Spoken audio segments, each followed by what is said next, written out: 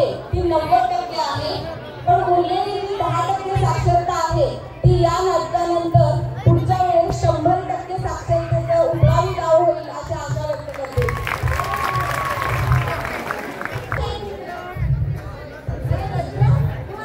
अहो पोस्ट करून टाका. अहो बघा की त्या बेबीच्या बापाचं पत्र आलंय. अच्छा.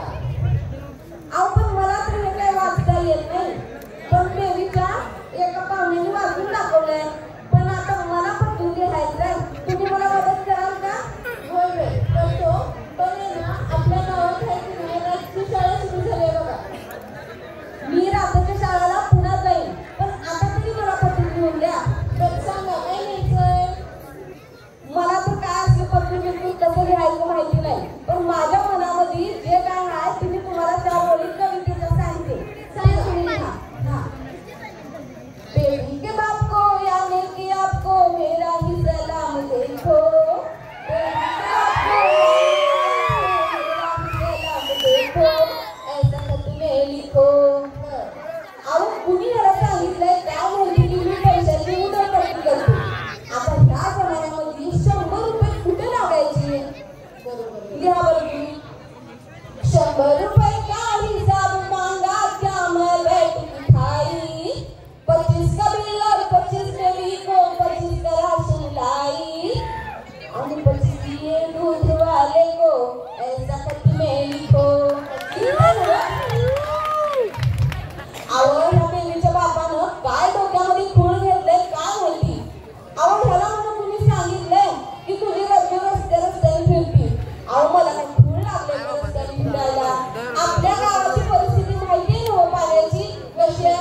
लांब परत पाणी आणायला जावं लागतंय. लिहा बरं तुम्ही. पुण्या मेल्याने आपको लिखा फिरती हूँ मैं रस्ते पर. पुण्या मेल्याने आपको लिखा फिरती हूँ मैं रस्ते पर.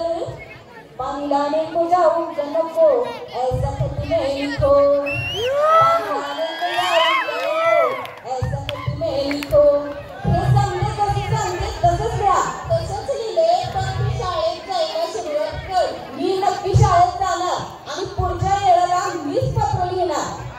आता लिहा बरं. एक माझ्यासाठी एक 4 ओळी लिहा बरं. त्यात लिहितो सांगा.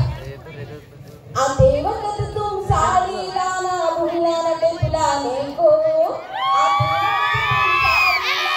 भूलना न टिपलाने को. मेरी बड़ी हुई सुनने को, ऐसा लिखो. सुनने को, ऐसा लिखो. समजा